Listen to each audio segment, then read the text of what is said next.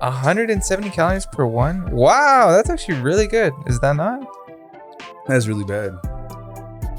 Stop. Because then you drink 4. Okay. Well, not 4 of these. I'm just saying, like, if you were really like starting to drink and then you drink 4 of those. This is too much liquid to go in my system. I guess because I might have a smaller than normal bladder. So, I'm back.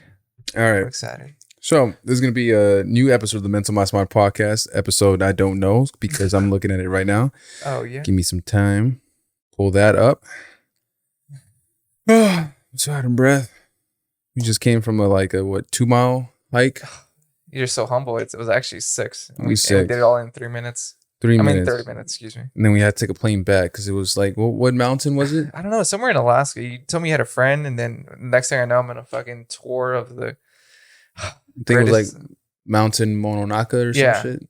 Yeah. So no, that was the one we did in the morning. That was in the... You're right. Yeah. That was in the morning. And then we took a private jet plane to like LA. Yeah, you're right. All right. So yeah, this is gonna be episode 44. And it's going to land on an even number, even better. That means this episode is going to be awesome. So it's going to be the Mental My Smart podcast, episode 44. I have my good friend Edward over here. So it's going to be really, really nice. It's going to be an awesome podcast.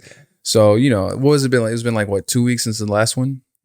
Maybe 3. 3 weeks. Maybe, yeah, let's say 3 weeks. But I uploaded it like a week later. Oh, so then yeah. 2 weeks. So this one, you're going to see it next week. So it's not going to come out this week. So yeah, it's going to be 3 weeks.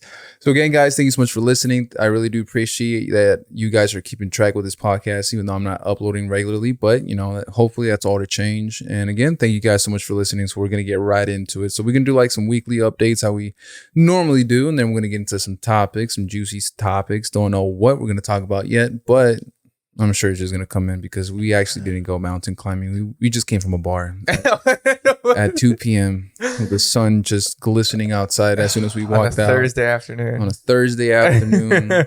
Borderline alcoholics here speaking. But it was still a good time. We got some complaints, though, from the bar tonight. No, it did not. One, she was new. Yeah, she was like, oh my God, I'm new. I'm sorry. Like, it's taking me a little bit longer. And it's like, don't worry. But that sorry should have been extra alcohol. It really should have been because, man. She's not sorry. She was not. She's sorry to herself. She wishes she was faster. She doesn't care about it. We didn't get more alcohol because she took forever. Goodness, no. There was no sympathy. She's like, you know what? Fuck these guys. They did not deserve the drinks. They even got... I was like, man, like... Anyways, weekly update. We've been here longer than you. You know? It's actually because, yeah. What is that? Week 2 for me. Going to that bar. What is it for you? Your second day? So yeah, I just found it.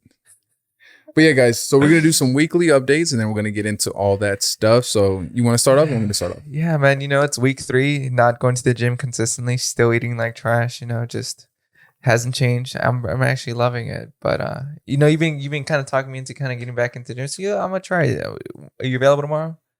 No. Exactly. So that's exactly why I haven't been going to the gym. No, I've been going to the gym with Pedro. I've been wanting the most elite trainer in the north of Texas, and man, this guy is so surgical. I be doing, so you know when you do a normal bicep curl, you're like, all right, man, I know what I'm doing. It's just a simple bicep curl. And then you train with Pedro, and he's like, no, your angle of your wrist, and if you actually kind of do a little bit of extension here, you'll feel a little bit more of isolation of your muscle. And I'm just like, man, you're absolutely right, but I can't. When I'm doing my normal bicep curls, I can do 20, but when I do it with Pedro, I'm like, I can barely do 5, and I'm like, I love it. But I hate it because it hurts. But yeah, that's where school came in handy. I used the Pythagorean theorem when it comes to the angle of the weight compared to your elbow. Then I align it to your bicep is pretty much the full fulcrum of it, depending on the angle and the calculations, and it height shows. And everything. I and then it kicks in, you know. So Pythagorean theorem kicking in. So thank you so much, school, for teaching me something so unnecessary. I 100% feel it in my workouts because I go from doing 20 by myself to barely doing 5 with Pedro. And other than that, I mean, it's been the weather hasn't been too terrible here, so I've been a little bit outside. I've been playing soccer a little bit more, so I'm a little bit darker than I'm kind of used to, just because I take off my shirt. I don't like having a farmer's tan, bro. What is your opinion on I personally do not like having a farmer's tan because it's like I look like a Duvalin, bro. I don't want to be looking like a Duvalin. I mean, I go from like caramel to fucking vanilla, and I'm just like, goodness gracious, I want to be able to wear a muscle shirt or go to the pool and look like then you just rip it off of me. Yeah, I don't like a former stand either, because then it's like when I go to the gym and it's like you can literally tell this motherfucker works constructions. No, I was just out in the sun for an hour. I That's all know. that is. I feel like, and this might not be true. I'm almost certain it's not, but I feel like when it's hotter outside, I get my tan a lot faster. Like it's like I get darker faster. I feel like if I'm dark, like if I'm outside for 5 minutes and it's like 100 degrees out, only for 5 minutes, I feel like I get darker than I would if I was like on a cold winter day and I've been out for an hour under the sun and I don't get as dark. If that makes sense, I don't know if that explains it, but Yeah, it does. You can use Twilight for reference. why? Because my name's Edward. Well, that too. I didn't even catch that. So I have a dog named Bella, and I named her Bella, and it never once crossed my mind, like, you know what, Twilight the movie, Edward and Bella. No, man, I was like, you know what is the perfect name for my dog is Bella, and even more interesting. So when I went to go pick her up, the previous owner was like, you know what, her name is Bella. So when I picked her up, I was like, hey Bella. I called her Bella, and the owners and the daughters looked at each other and they're like, how did you know her name? I was like, what do you mean her name? I just gave her the name. And they're like, no, like we gave her that name, Bella. I was like, that's so crazy. So Bella's a common name, but it's just cool to think. And then my name's Edward, anyway, in Twilight, Edward and Bella.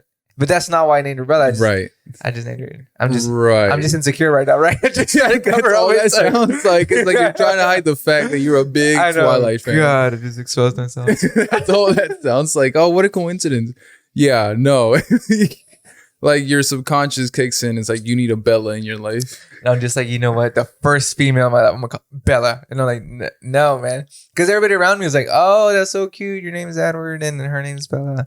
And I'm like, oh, fucking. Now I'm gonna have another pit bull named Jacob. And I'm about to be fighting that dog. And then it's cute. And then you look at the relationship between the Twilight, Bella, and Edward. You're like, wait a minute. That's your dog. Oh my God. But that's been my week. I mean, you know, not working at my time. It's hot, so I get darker a lot faster. What about you, man? My week's been going pretty good. So with the new job I started, absolutely dread it. You know, at first, you know, with the new job that you get, you always look forward to it. And this one I just dread because the weird thing about me is I've always like made fun of like your stereotypical old white people that live in the United States. And now for like 10 hours straight, I'm handling their accounts. And that's pretty much who I talk to, when I answer the phone. Well, let me tell you something there. What's your name? You say, yeah, my name is Daniel. Okay, listen here, Daniel. Okay. And I was like, all right. And then, I get that first call and then it's like, boom, the next one, same fucking thing. Another old fucking white guy from the United States that always thinks that they're right. Because that's where that phrase comes from. You can't teach a old dog a new trick. Mm-hmm. Okay, from them? Exactly. They're the ones that created it. They're the ones that said that phrase. Now I see where it comes from because you cannot teach old white people new tricks. Set in your ways, it sounds like. As in, it's like, oh, your bill came out 100. Well, let me tell you something.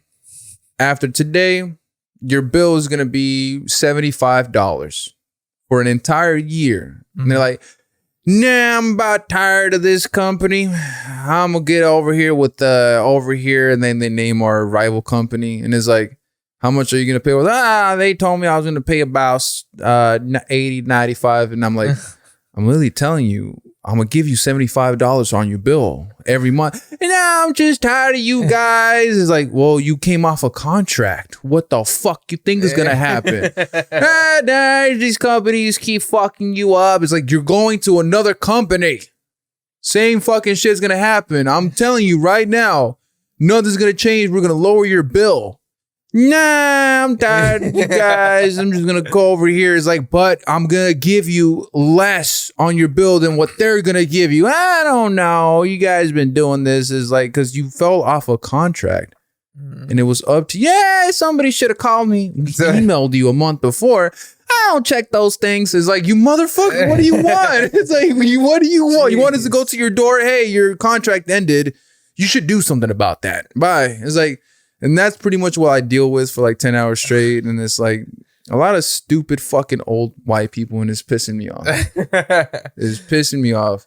But for the most part, I'm doing good at it because I'm a patient person, okay? I can throw in my little Texas accent. Patient, I throw in my little Texas accent and they notice I got this. So they think they're talking to a young white, Southerner, my guy. White country motherfucker. And I'm over here in Dallas right now. And they're like, oh, one of me. It's like, One of me. no, but if you saw me, you'd think I am either Indian or Mexican, so you would hate me extra. So you think you hate Mexicans and you hate Indians, but then you saw me, it's like you have both of that hate at me right now. But that's what I'm dealing with, fucking dreading it. The pay is good, but it's like, you know, the mental aspect is not worth the energy that I'm putting in, you know, because like he told me I have like a serpent's tongue. I call it like a devil's tongue. What a coincidence, you know, serpent, devil, right?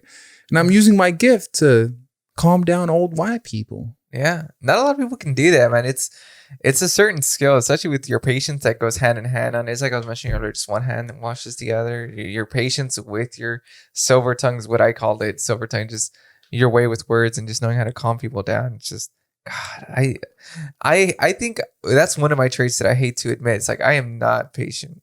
As much as I would like to say, yeah, I'm a patient person, because everybody likes to hear that a person's patient, right? Right. Because when you hear someone's patient, you're like, oh, okay, that person has control of their emotions. They know how to handle the situations.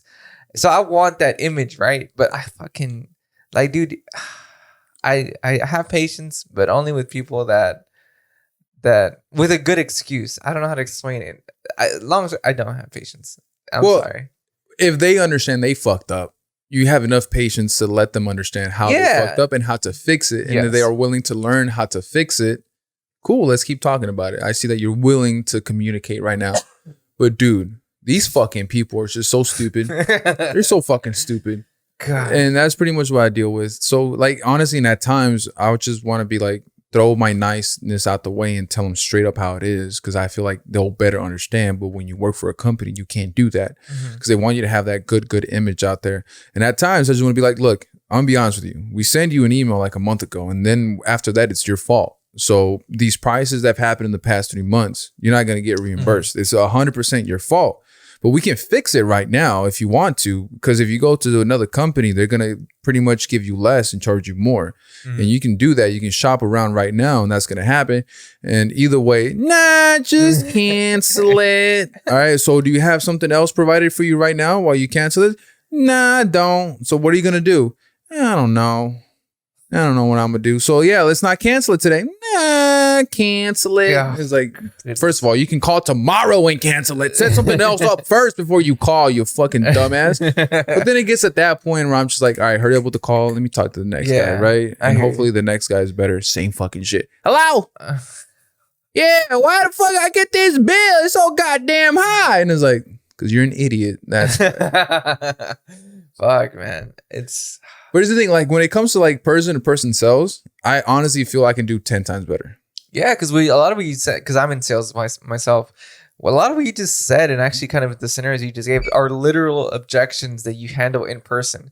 So they give you an objection, and they give a solution, and then they give you another objection, and you just gave another solution, and then they're to the point where it's like, fuck it, I don't even want to do anything now. I'm done. Yeah. But you're just there to help out. But some people are just so set in their ways, or like you're saying, you can't teach an old dog new tricks. They're just set in their old ways. They're just like, I don't want to deal with it. But you're there to help out, and you're pretty much doing that, but over the phone. And doing it over the phone is a lot harder. So you'd be surprised. Yeah, because honestly, I can't use body posture. I can't mimic their body posture. I can't smile to kind of. I can't like look at. I can't like give them that certain fucking thing, that aura where they feel, oh, this guy's confident. Let me hear what he has to say, right? And the whole thing with, you can't teach an old dog a new trick, but you can kill the fucking dog and get a new one. Because once they get that old, you put them down. You put them out of their misery. And then you grab a fucking new one that can learn new tricks and actually be better, smarter, protect the house a little bit better. You know? Oh my goodness. And I'm just like, holy fuck. But that's pretty much has been going on since the last podcast. And honestly, like the upside to everything is pretty much I'm in the studio when I do that. So I don't gotta like go to traffic or anything. Because trust me, if I had to deal with the traffic to fucking work there, I'd be like, fuck this. You guys fucking suck. I'm not dealing with this no more. But, the money's good. So everything's all right so far, right? But, wink, wink. But other than that, just sticking to the gym, trying to lose weight, the usual, keeping a positive mindset, positive outlook when it comes to life itself. But that's pretty much all up to me. So like no job can really like put me down like that. At the end of the day, it's all up to how you look at it. Because I think we're young. The fuck is going to happen, Mm-hmm. Yeah, 100%. And So that's our updates. Now, as far as like what's going And on, that's the end of the podcast. Bye, no, guys. no, that's not. But isn't the Olympics going on in Tokyo right now? I think so. Man, like it's so weird because with COVID and everything going on, like the first time I heard about the Olympics was with the track star that she couldn't compete because they had found THC in her system, and that just brought me. And Joe Rogan's talked about it too. It's like, man, it's not really an enhancing drug. It's like, I feel like she should be able to perform, bro. Like, and then her explanation was like she had been going through some serious stuff going on in personal life. Yeah. And I'm just like, man, that's so tragic. Like to be able to not compete and you're the fucking best at it, and then you want to go compete against the other countries, and she broke a record. Yes, dude. Like, it's just. Yeah, I look at that in like two different outlooks. Is one, so let's start with the negative, right? One, it's completely her fault. She knew she was about to compete. Yeah. She knew she was going to take a drug test. She accomplished a world record and she was going to get drug tested right afterwards. Especially because she did a world record. So once you break a world record, you're going to get like checked out, to see if that record is valid. So now I don't even think the record that she broke is valid anymore. And so when it comes to that, at the end of the day, she's responsible for that. That's completely her fault. She also took responsibility. Yeah. So it's completely her fault, especially because she knew that was going to happen. Here's the biggest opportunity in her life about to present itself. Let me not smoke weed. At least let me put that down. I'm going through something tough, but I'm gonna break out of it. Let me just, focus, right? Mm-hmm. And also, she could have bought like an $80 liquid something. So, once that drug test comes in, it comes in clean, even though she was high as fuck, whatever, right? And I doubt she was high as fuck. I doubt she was high at all whenever she ran. Mm-hmm. And the other outlook is like, it's more impressive because she had THC in her system. So it's more impressive that she was that fast and high. Yeah. Because I don't think if I get high, I could run. Oh, God, no. I could probably hide. I'm just, man. But kind of going back to just because the Olympics, right? Like, I don't know. I've always kind of not idolized, but I thought like the Olympics, it's such a badass tournament because it's not a tournament. It's just like to see who's the fucking best of each country of the world. And it's like, man, do you know how badass it'd be to represent your country? Like, I used to think that was so cool, bro. It's the US versus fucking Mexico or versus Canada versus Russia. And you're representing your entire country. And I just couldn't imagine, like, it kind of always made me think, like, well, what would be the sport I'd want to be the best at? What would I want to be a pro at? And I don't know, man. And then you kind of weigh into two things. Like, what would I want to be the best at? Like, what would I want to be a pro at for the skill? And what would I want to be pro at for the sport for money? So what would you like for the skill? Okay, what would you want to be a professional athlete for the skill? Like the actual hand-eye coordination, the performance. What would you do? Tennis. God, dude, that's such a. Okay, explain. Because it's, that's you on your own. You get to travel the world. You get to see stuff. You're not always performing. You perform when you want to join a tournament. They have tournaments all year round. And then, even when it comes to, like you said, representing your country, right? Mm-hmm. Man, I would fucking hate to represent my country, and then I come home and I get called a wetback. I'm like, are you fucking serious, motherfucker? Like, I'm as fucking American as United States of America as it comes. Like, I just won a gold medal at the Olympics, and I come back home and I get called a fucking brown beaner, and I'm like, what is wrong with you, dude? You were celebrating that I won the United States an Olympic medal over Russia, and you over here fucking being racist. And that's just something that goes hand in hand. Because you can think about the motherfuckers that did the Olympics in the 70s and the 80s and the 90s. And they come home, they get called all kinds of names. And it's like, which is why Muhammad Ali was a big like inspiration when it comes to that. Because that motherfucker was like, I'm not going to war. Why am I going to go to war so I can come back home and get called all these racist slurs? And it's like, that's a valid point. That's a very valid point.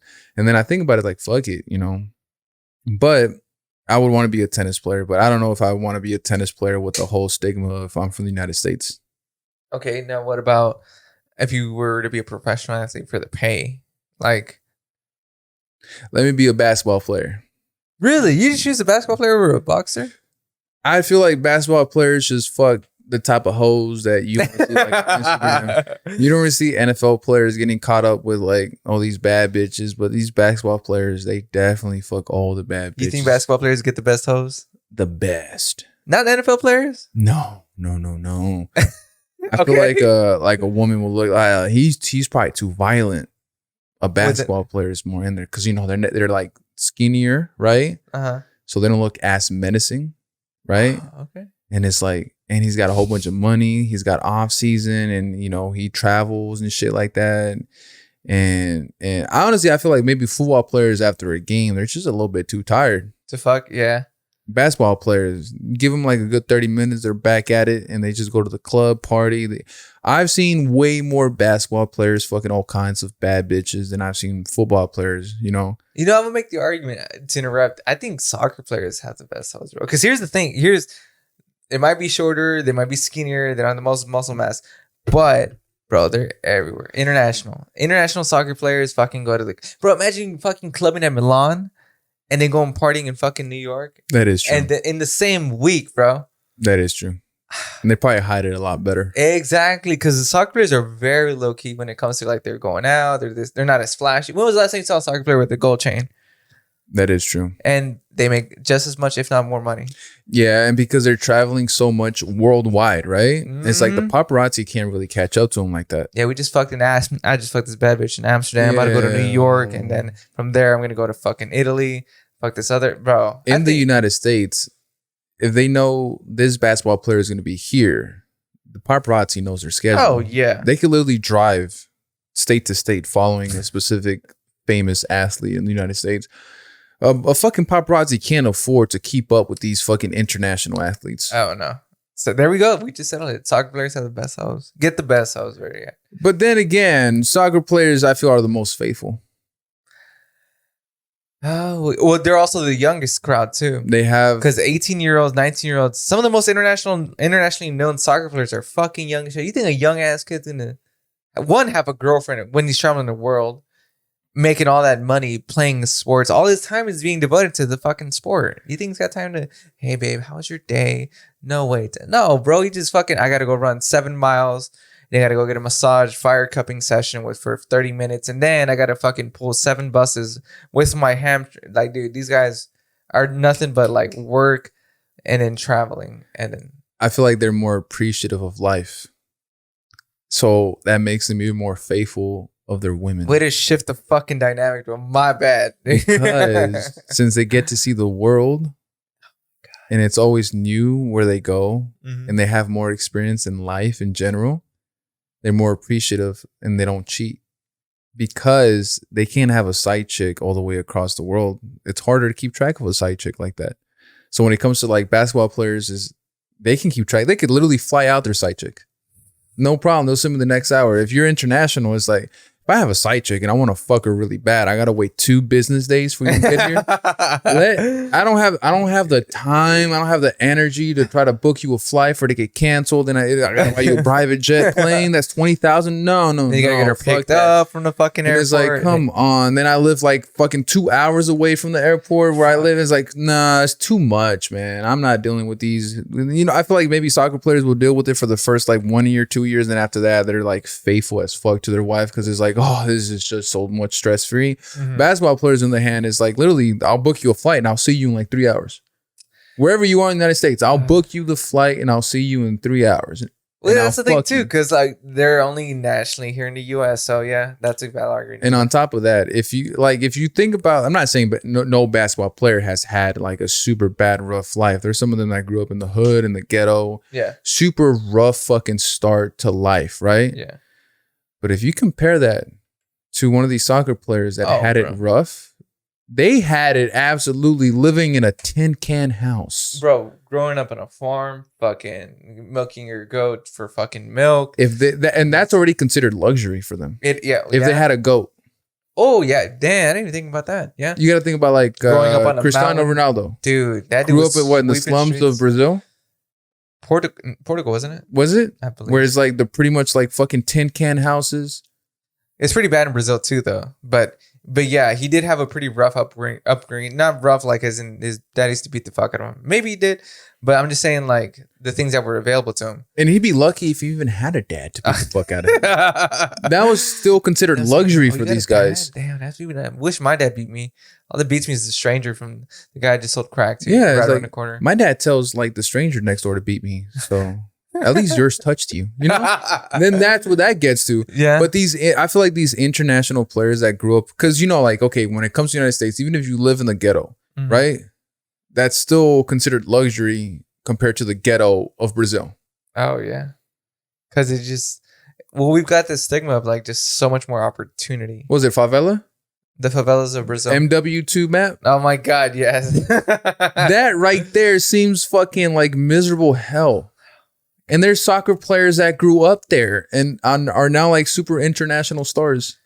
And you're like, that's fucking awesome. Best thing I did there was get a 2-kill streak and then I fucking lost it in favela. Yeah, I've gotten a nuke over there. That was pretty good. You're good about over too? Yeah.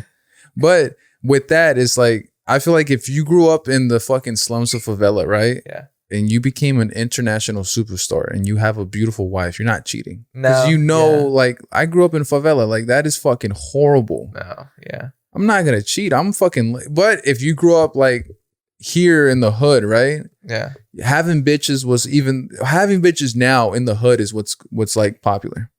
How many hoes you got? Yeah. And favela is like, hey man, how many cans of rice do you have? Yeah. If you had 2, you better be fucking careful. The gang is gonna look for you. Because how the fuck did you get these 2 cans of rice and from who? Damn. You really kind of reopened some doors of memories that I had of fucking Modern Warfare 2 when we went away around of video games. But man, it's been so long since I really had those kind of nights of just gaming, of just fucking, because Modern Warfare 2, yeah, but damn, now we're here. No, look, Modern Warfare 2 was my prime. My prime of gaming, I feel. Because, then that was my first real online game that I got addicted to. You know what? Before school, after school, I would play Modern Warfare 2. I got so good with the FAL that people thought I was hacking. That's how I know how to finger girl so fucking good. That's what I was gonna ask. Like, okay, we were young, right? So all we could do was devote our time to the video game, right? Imagine our age right now, like the age right now when every game was released, it was the best game ever, Modern Warfare 2. What if you had a girlfriend around that time? What if she's like, hey babe, spend time with me, and like tries to like get your attention, but you're having the time of your fucking life playing Modern Warfare 2? Would you be like, babe, like chill, or like would you let her fuck with you? I'd be like, babe, chill. First of all, this guy just called me a fucking wetback beaner because my accent kicked in for a little bit and he caught it. So he's really fast. I got to be faster. Hold on. Give me 2 fucking seconds. I'm about to handle this guy. That's pretty much was Modern Warfare 2 to me. So if you had a girlfriend though, at the time, just walk in front of you butt ass naked, but somebody just called you a wetback over the headset, and she was like, hey babe, let's fuck, and she's like next to you. What are you choosing? You talking shit, getting that nuke, or you? Good question. Depends. What's my KD at the moment? What's your KD ratio? What's my KD? Okay, your KD, you're just breaking out of being neutral, which if you're not gaming it, you're 1.2. Like, yeah, 1.2 or like. So I have like 8 kills and like 7 deaths. Yeah, so that's what you're kind of rocking, but you're just getting out of that, right? You're just getting good at the game. 8 so kills. You're about to get to 2.0. So 8 kills, 10 deaths. No. 8. So you're 8 getting kills, to the point where 8 kills, 4 deaths. Yes, that's what you're getting to. You're getting to that point, right? But now your girl's in front of you, like, hey, babe, I want to play. Okay, let's have some fun. 8 kills, 4 deaths. Give me some fucking time. The game just started. 8 kills in. I only got 4 deaths. Wait till I have 16 kills, 8 deaths, and then that's a long enough fucking streak for me to take some time. Pound you for a good 30 seconds and then come right back. You hear that, ladies? Don't be getting in our way. Don't. Especially when the game just started, okay, ladies? Look at the timer. See if we're like in match 1 out of 2, 2 out of 4. Search and destroy. You got to pay attention. But if I'm at 8 kills, 4 deaths, no. This guy just talks shit. We just started. He might catch up. So I got to put down his ego a little bit more, make him feel a little bit more inferior to me to make sure we get the win. So your tips to the ladies then, trying to get the attention of the guys, like, hey, wait till your guys. So you got to have them learn the game a little bit, right? So to know when to interrupt. They have to. Now, what about League And those games can be marathons. Don't touch me. From the beginning. Don't touch me. Don't even touch me. I don't care if you're naked, if you got that lingerie I just bought you. I'm gonna be honest with you. If I'm playing League, don't even talk to me. Don't even nothing. Don't breathe around me. Don't fucking look at me. I can see you blinking from my peripherals. Because the thing I fell in love with League is like every fucking second matters. If you are playing, because I played jungle, so if you are even 5 seconds behind, and explain what jungle is. You roam around. You roam around and nobody appreciates you. One of the most important roles of it is, but none of the lanes appreciate you. You're the most unappreciated motherfucker there is, but it's one of the most important ones. Yeah. Don't touch me. You're going to wait a good 30 minutes, 40 minutes, so your thing better not be dry. You're going to wait. I need to finish. And it has happened before. I need to, I'm in ranked. It took me forever. If I lose this, I get deranked. Please stop. I've been dealing with so many shitheads. I got lucky. I'm in a good team. Let me pull in for them, okay? And I'll pull out of you later. But for right now, if I'm playing League, I need a good, don't talk to me. I can't. I got to, League, I got to focus. Because everything else is all right, it's cool. Well, yeah, I feel you there. I mean, I remember when I was really into, what was the game I really got into? And mine, for me, it was Modern Warfare 3. I'm with you in the same boat, man. Don't fucking be around me. I'm trying to, let me get my fucking 5-minute gaming session, because it's only going to take you 2 minutes to fuck with me. That's it. Just after minutes, a little intermittent, because people lag out. People are waiting in the lobby, so then they leave. In those 2 minutes of people leaving in the lobby for the next round to start, bro, we can smash 2 times. All I need is a minute to fuck, and then afterwards, you got another 5 minutes of the game. And something that I definitely did appreciate about gaming back then, especially during the Call of Duty hype era, the golden ages of Call of Duty, which in my opinion is the golden ages of gaming in general. Yes, is. Whenever you were loading in, you would have to load in with other people loading in. So if you were looking for a search and destroy match, right, it'll pair you up. So if you're by yourself, it'll pair you up with 3 other people that are looking. And then boom, you get the other 2. And then boom, you get the other 2 until the full lobby, right? Mm-hmm. But in that time, it might have taken maybe 3-5 minutes for the game to even be started on a countdown, right? I mean, countdown would usually be at least a minute. Yeah. So within that time, you could talk to those guys. Get to know them. Get to know them, right? Make your lifelong best friends. Talk shit to them.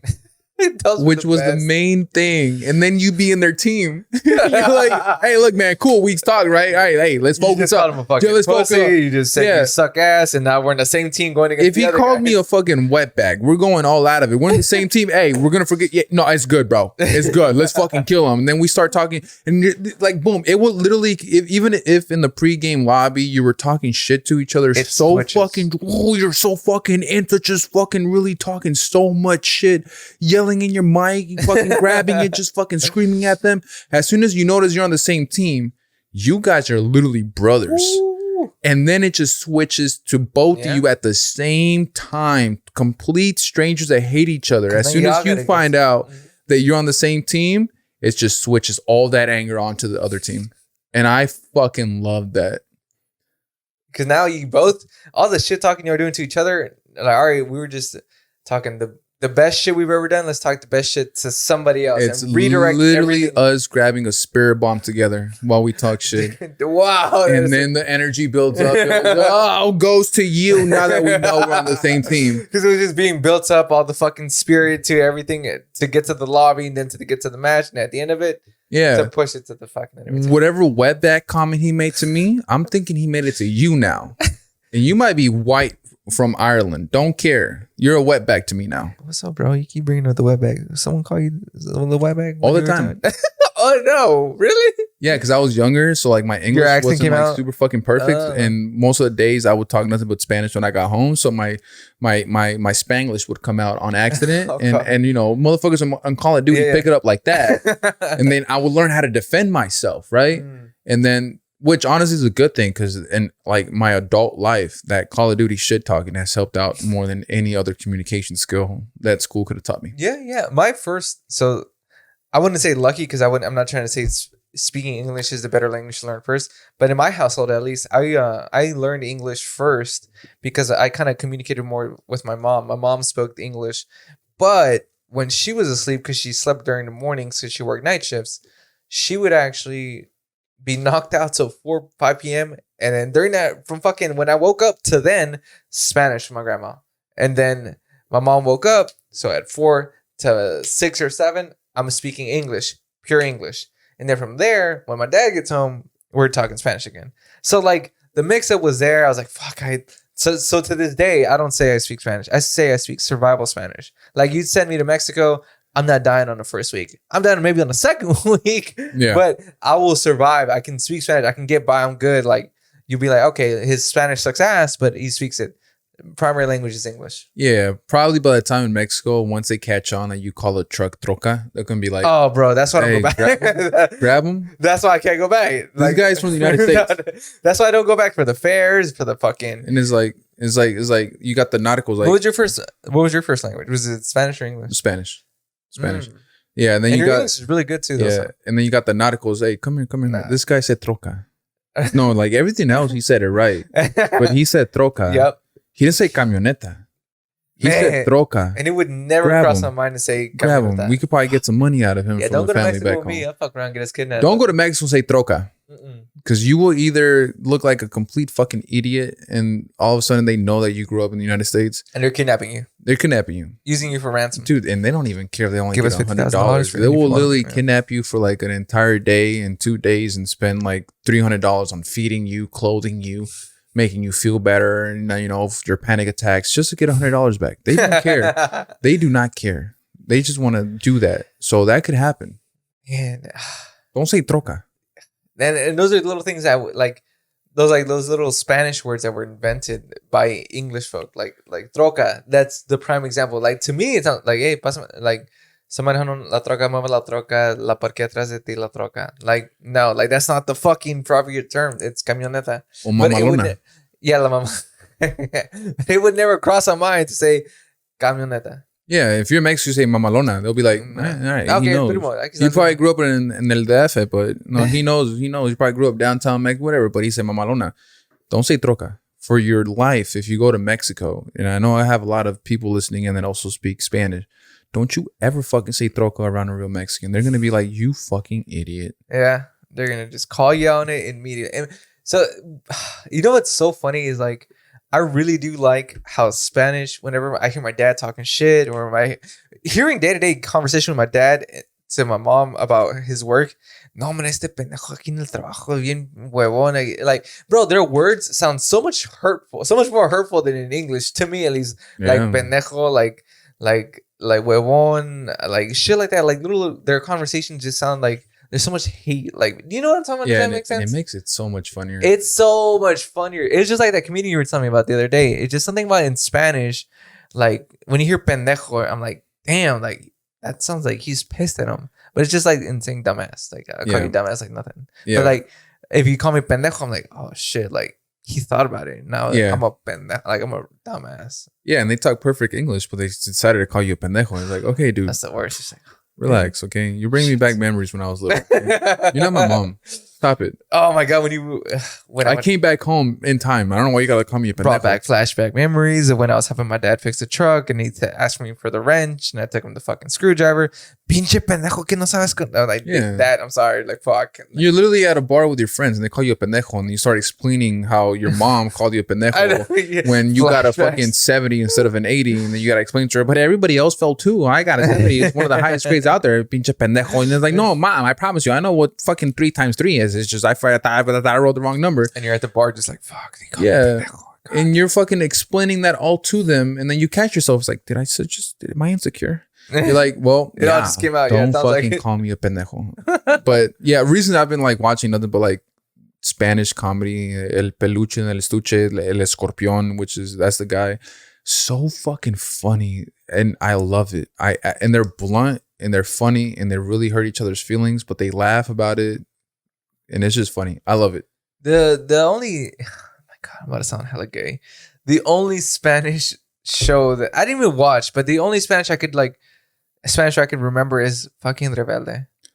Oh, Rebelde. Bro, Rebelde. And one of the only reasons is because my cousin and by cousin, I mean me, right? No, I'm just covering now. No, actually, Well, he is a cousin to somebody. My cousin had fucking a poster of one of the, like, 5 of the members. I think it was the guys and the girls. And they were just all there. And I remember just, like, him loving it.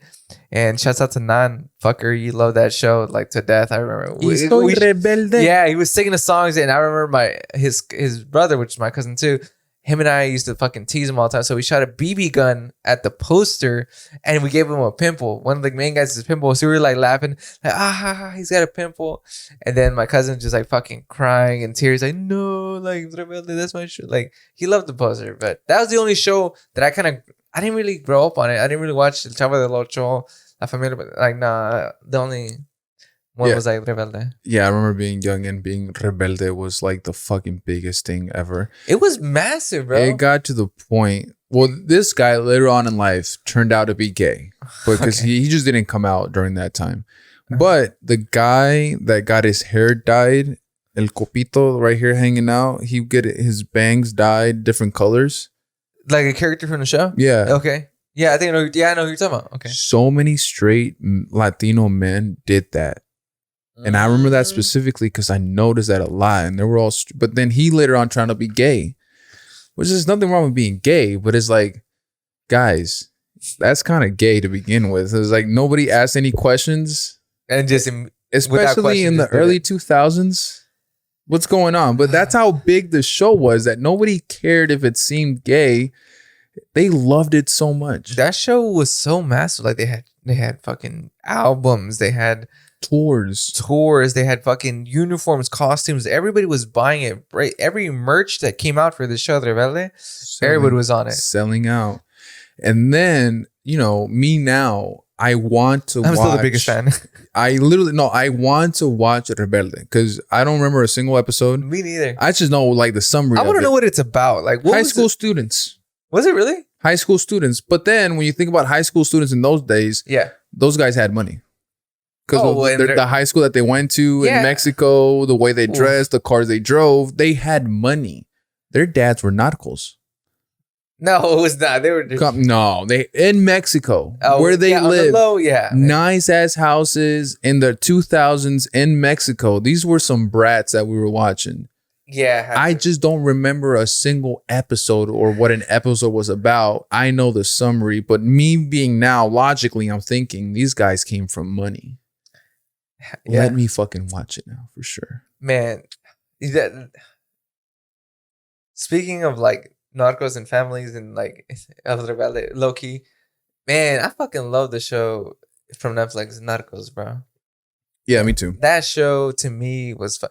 Bro, both seasons. It's crazy to me because this is like the only show that I saw that was like actually, it's the same series, right? But the first season and the second season felt not different, but they carried their own, like, this is what we're about.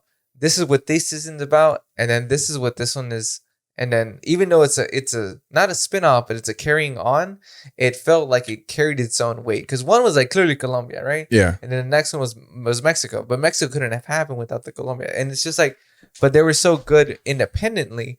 I just really enjoyed it. Like with the characters of Mexico, they each carried their own weight and their own importance.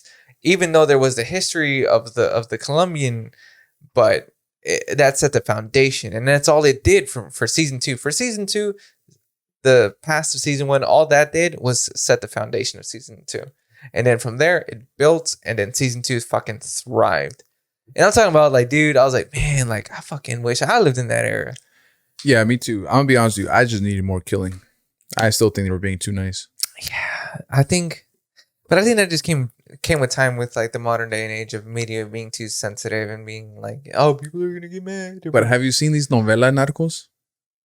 Stupidest fucking thing I've ever seen in my life. It's so ridiculous. Was it one of the first episodes of Narcos 2, like season 2, where they fucking got one of the guys and got motorcycles tied to his limbs and they fucking just you know what I'm talking about? I think so, but that I can appreciate. That, yes, that's what I'm saying. That's like the best part, but you couldn't see that on like the normal television.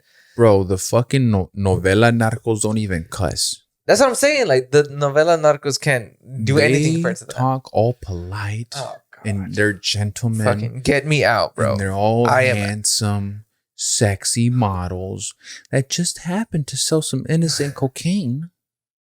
No big deal. Oh my God. And then they all love it. But it's like, first of all, narcos are disgusting. You don't want to be around like real life, like top tier narcos, because they kill, they sell drugs, they're on cocaine, and they don't give a fuck about anybody's life. No, man. Top tier narcos don't care. They will flaunt what they're doing, bro. And by doing, I mean like they're fucking killing. Unlike what you've seen on movies. Like these guys are decapitating heads and fucking mailing the heads to your goddamn front door and then boasting about it. They're going to record it happening, send you the fucking video of it happening as you get the fucking head. You're going to open a box with the fucking head with an attachment of the fucking email. Like, here's what happened to get us here. And it's fucking your fault. And it's going to happen to your daughter. It's going to happen to everybody around you. And your goddamn cow 7 miles that way. We're going to kill the cow. And if you guys think like Mexican machismo is toxic, a narco is times 1,000. Yeah, you're fucking decapitated. Because they're killers. What the fuck do they care what you have to say? Literally no limits. But Narcos was a good show at the end of the day. Narcos was a good show. I could have used a little bit more killing. I understand why they didn't. But it was all in all a good show. I just think the cinematography, the storytelling, and the fucking, I don't know about the history, because fuck if I know who was the actual captain, who was the actual mercenary. But anyways, if you, and this because he recently also went to 01. So this is even better. This actually falls in. So he went to, I've never been to 01, but this guy, and he has a whole, if he wants to share it, he has a story. 01 is the biggest Hispanic club, the biggest Mexican club in North Dallas, and probably even in Texas. It'll make you feel at home. Yeah. Your bloodline. Your bloodline of like, anyways, I'm with my native people. That's what 01 means. Go ahead. Yeah, so it's like a Mexican club in Texas. Boom, super big, right? Yeah. So for you guys in California, New York, wherever you're from. So with your situation, right, in life and right now, if you found a girl in 01, again, guys, super big Mexican club. This is where the Mexicans go to hang out, Latinos go to hang out. If you were to be in 01, you find a woman, beautiful woman, right? Okay. And she's, you have a good time. You take her on a date. You really vibe with her. She's funny, energetic. And then all of a sudden she tells you, once she feels super comfortable, hey, my ex, he's a narco leader in Dallas. Not just any narco. He's like a head honcho here in Dallas. And I don't want to like get you in trouble, but I think he was trying to go through my Instagram to find you. But I don't have you added on Instagram, so it's okay. But he was already looking me up. One of his friends told me that he was going through my Instagram friends list to try to find you.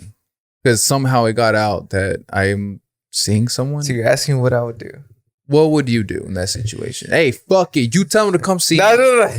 You tell him if he wants to talk to me like a man. I mean, I keep it on me. We could talk to it. We could talk to each other like men in front of the police department. But you tell him.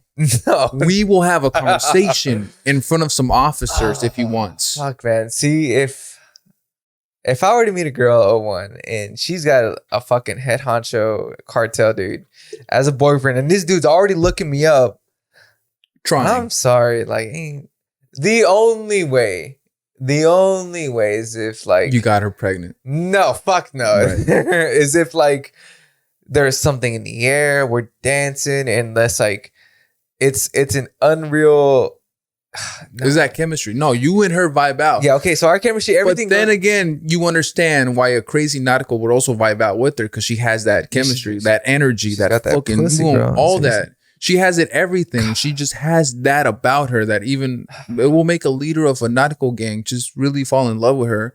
But it's like she wants to get away from, because it's understandable if a woman wants to get away from that lifestyle, because it's like, I don't want to be around that. That's not for me. Good point. So it's like, let me try to find somebody. Like, no, I just don't want to, but it's like, but at that point, your ex is kind of a fucking killer. So with that being said, with everything all the context, I'm fucking out. I'm sorry. I'm out, bro.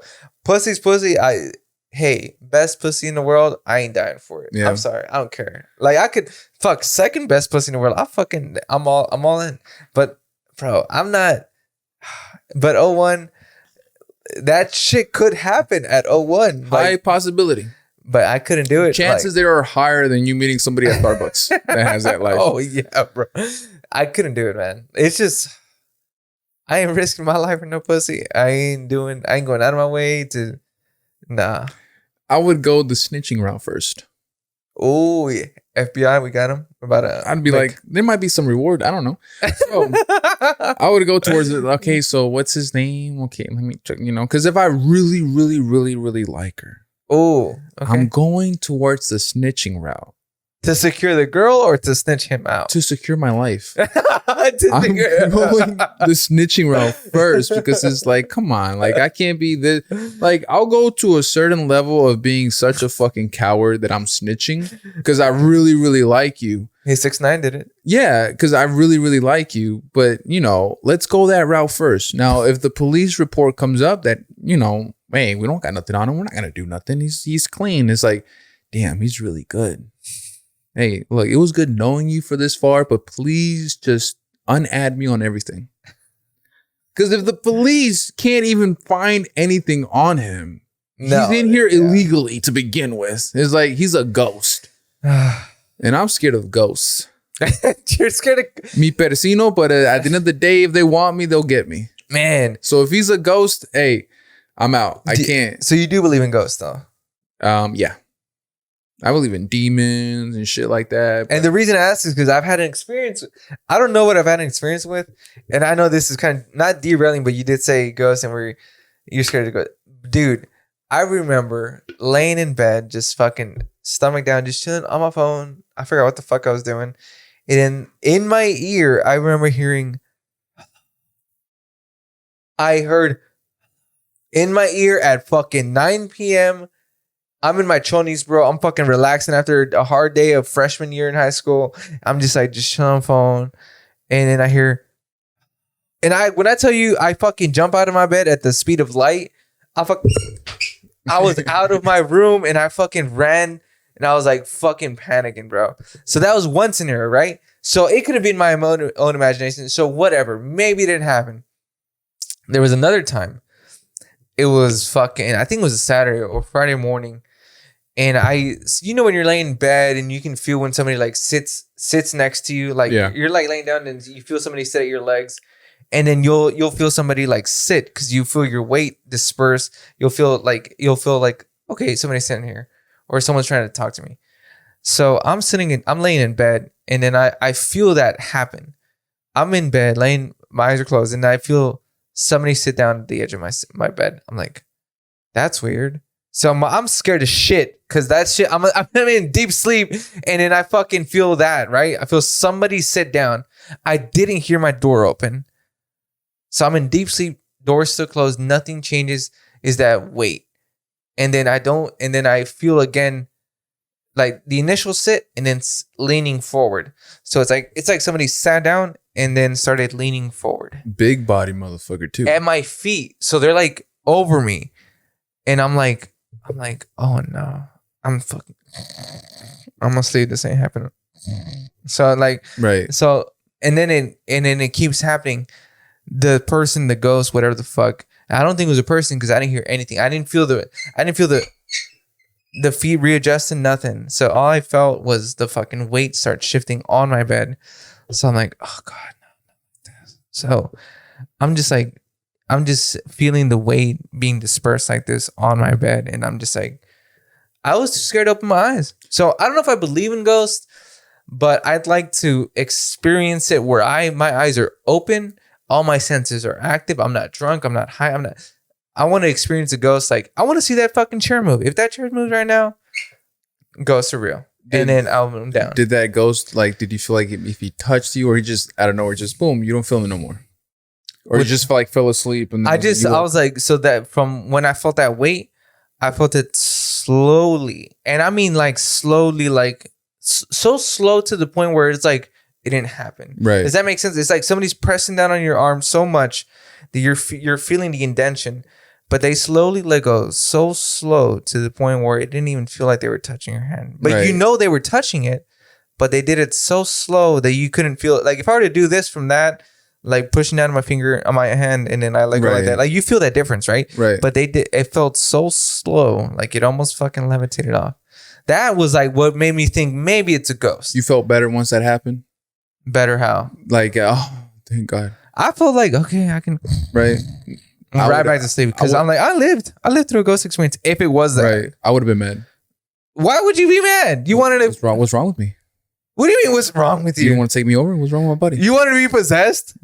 Well, at least it's like mother. Like, so your first experience of the ghost, you want to be taken over? Well, no, but it like, sounds that way. Well, like if he just ends up leaving, it's like, was that not good enough? Am I not going to heaven or something? Like, what do you know about me that I don't know yet? If I already have the devil in me, the fucking ghost is like, I'm gonna came out. Oh, it's Daniel. Oh, fucking eternity burning in hell. Oh, never mind. I don't know. Let me look. Neighbors. Let me see. It's like at a certain point, it's like you don't want to possess me. What's inside of me already that you don't want? Do I like? It's like he goes, Pedro. Oh, somebody's already in there. It's like, wait, he's already in there. It's like, wait, you don't want like something to happen? Oh, Pedro. No, broken goods. I'm good. Like, wait, what do you mean? I thought I was being. Somebody's been in here for 15 years. Got him when he was young. Damn, I missed out. You started thinking about what happened when I was 12, and it's like, it's one of the big boys too. I'm not even gonna fight it. I'm not even gonna fight the one that's already in there.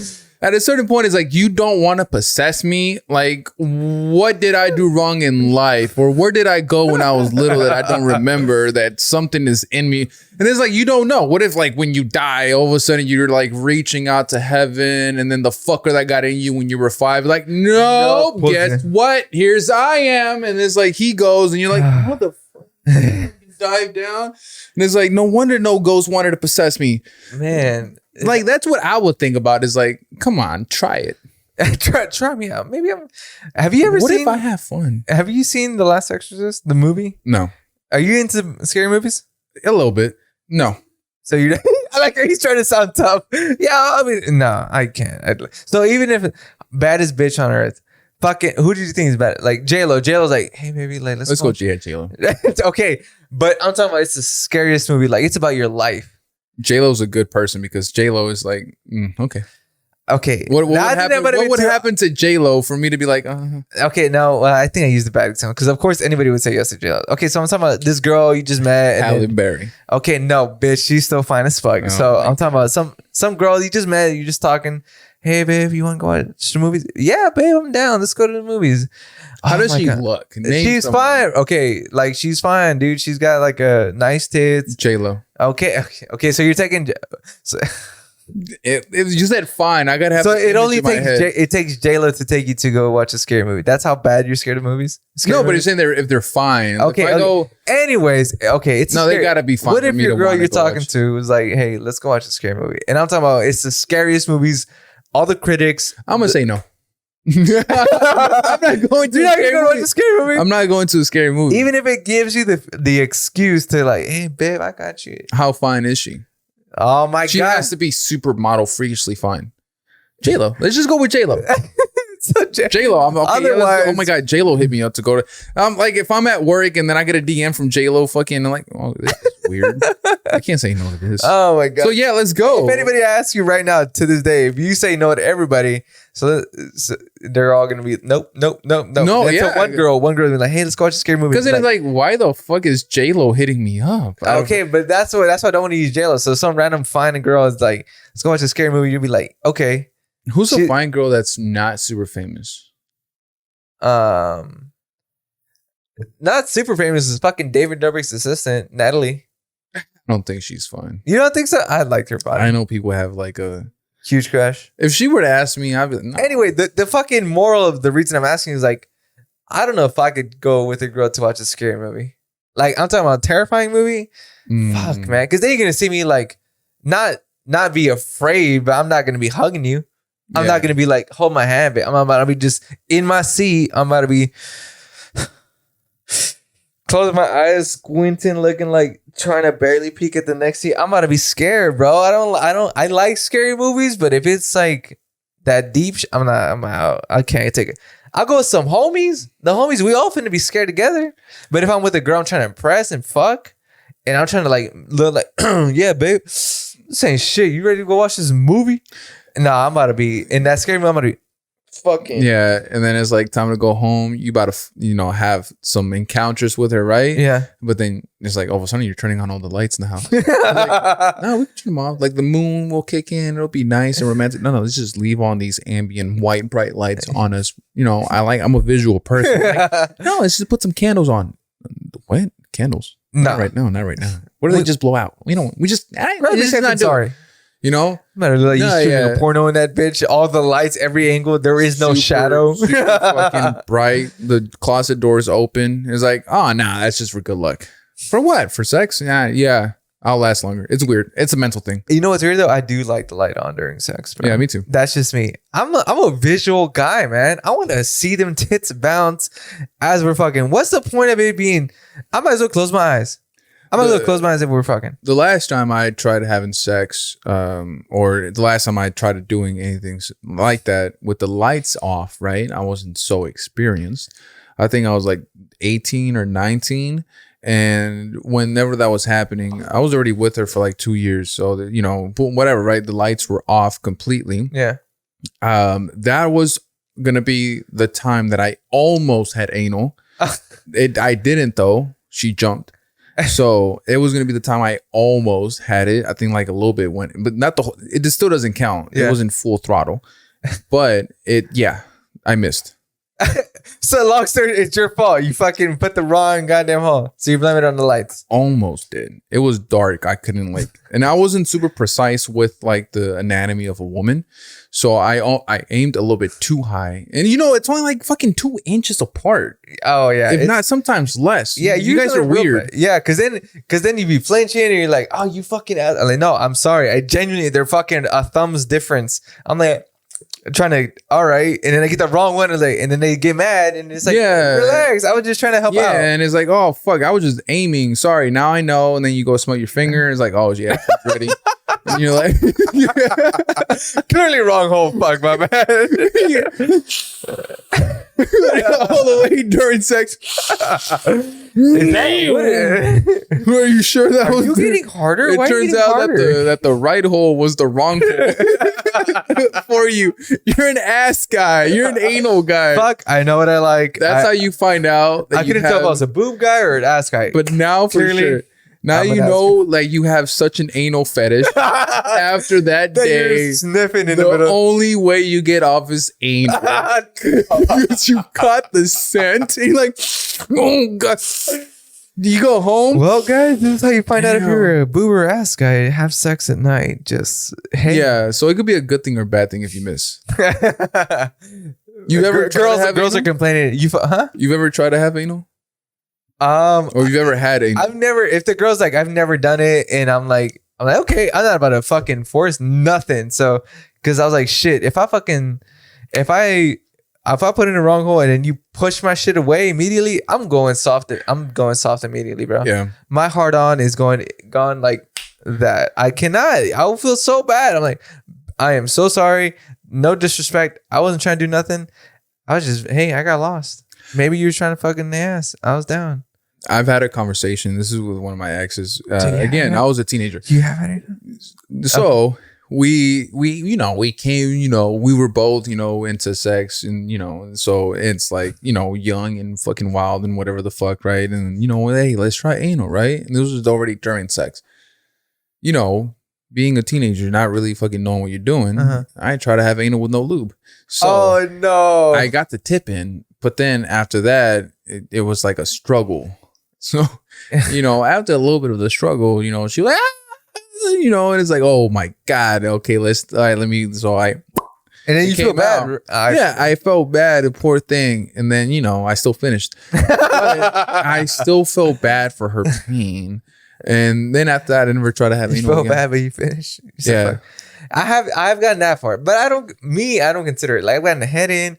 For me to be like, I've had anal, I gotta be like a couple strokes in, done did it. That's it. That's had sex. But now if I get like maybe there and I'm out, I can't. That's not for me. So I put the tip in because, bro, I mean, the tip is it's a cone. Of course it's gonna be easy to get in. But like the rest of it, that's when it's tough. Because in the shower, bro, shower sex is pretty fun. Shower sex makes everything so much easier. Yeah, No I'm not too into shower sex. I'm into like sex when she's on like she has like birth control. Of course. Oh my God. Thank you for being The finish. so fucking protective and responsible about your own youth and well-being that you are on birth control. Sorry about the side effects, but thank you so much about my side effects that I'm having, which is I'm done. I cannot go And anywhere. when I'm than done, finish here. the only cleanup and the only person, you literally become the janitor after that. I'm not the janitor. I don't got to get you a towel. Just don't drip. And if you do, go to the bathroom. That's pretty much what happens. I feel bad. After that, oh no, I don't feel bad. After that, literally, if they're on birth control and I nut and like I finish inside, and then oh God, I lay down and I'm just like in euphoria, and I'm like, life is so good. I'm $3,000 in debt. Chilling. I have a guy looking to kill me. You know, I haven't had a job in 5 years. Because this is that girl from 01. Yeah, it's like I haven't had a job in 5 years, but I just nutted in her. She's on birth control. Don't got to worry about a baby. And she's in the bathroom. Yeah. You know, just relax. Man, can you give me some water? Wow, man. I haven't paid my rent in 2 months. Life is so good. That's what that does to you if you finish inside. It's just a whole different experience. Like you think nutting inside of her with the condom is amazing? No, bro. So there's that tier, right? And then there's having raw sex. And then there's having sex where you fucking finish outside. And then a whole nother spectrum universe is literally whole nother spectrum universe is where you just go all out and you just say, fuck it. Whatever happens, happens. She says she's on birth control. Maybe if you guys watch Loki, your dick literally becomes a variant that lets you make you feel 10 times better. And it's like, is this really my dick? Oh my God. It's like a whole different fucking universe. Your fucking is like, oh fuck. Your penis has never felt like that. You will feel like it's not even yours anymore.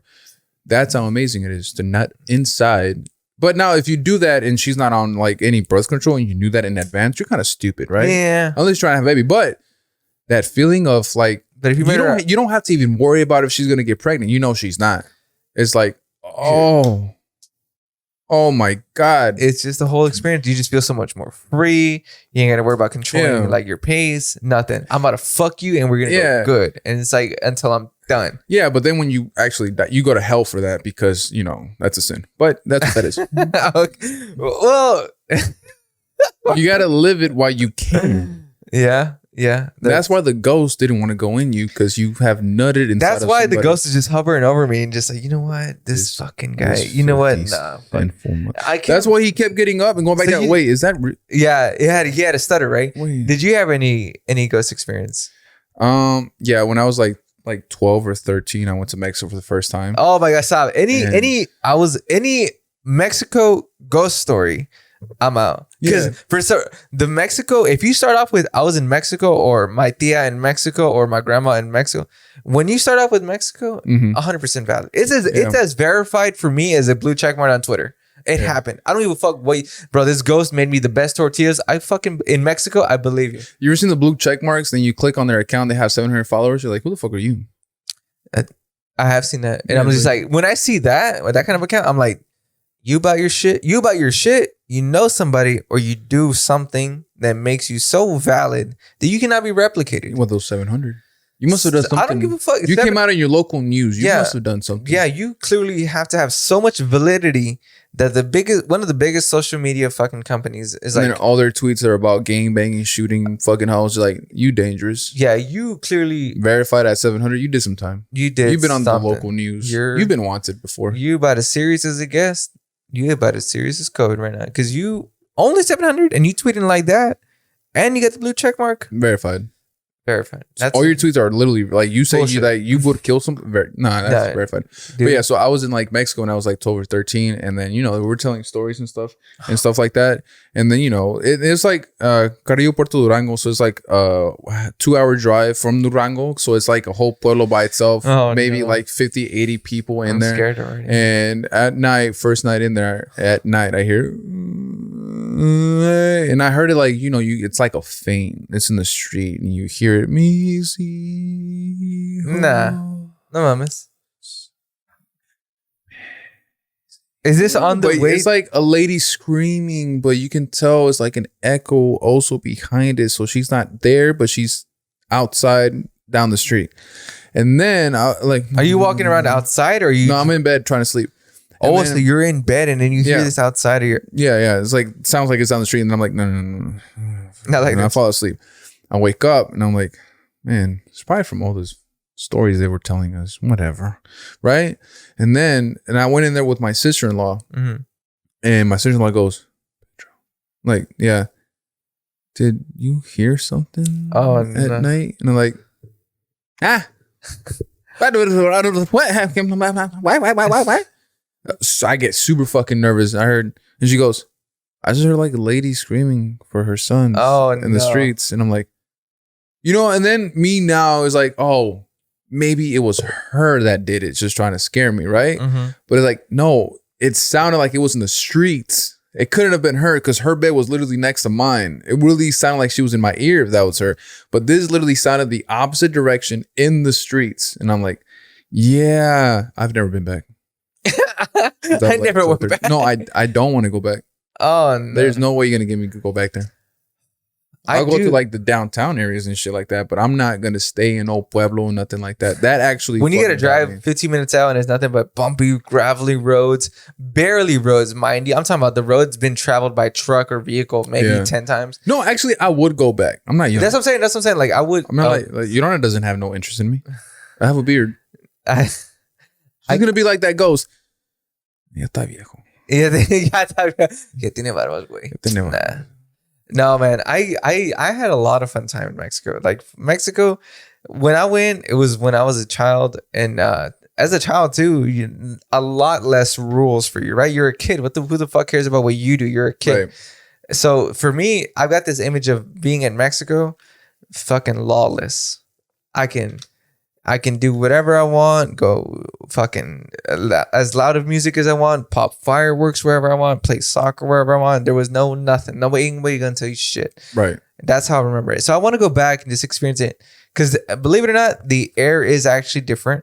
It's a crisp feel. Like when you go out to fucking Turner Falls and you're next to the fall and it's like, no, Turner Falls is pretty dirty now. Yeah. No, but I get what you're saying. It definitely is a lot. It's a different experience. It's so much nicer. I want to go back and experience it as a fucking in my 20s. I want to be like, all right, I can do what the fuck I want. And I want to feel, I want to know how they get down here now. And as opposed to a kid. So it's because everything's cheaper. Everybody's super friendly. The food is amazing because there is no preservatives, there's no antibiotics, there's no chemicals in your food, nothing. They just killed this fucking cow in my burger 2 weeks ago, freeze the meat, unfroze it just for me right now. The bacon in this bitch, this morning, bitch. Like everything is fresh. Everything is genuine. Heard the pig. Yeah. Like that was just the pig right now. We would go to a bar. The fucking alcohol was just made from the hops in the backyard. That's how fresh shit is. Not the beer, but anyways, it's just a good experience. Like the people are genuine. The music's always lively. And it's just, you feel that authenticity everywhere. There is a lot of less fake shit that you experience here. Yeah, I bet. Mexico definitely does sound like a haven't been in 10 years. It could be super, super fun, or it can go really down really bad.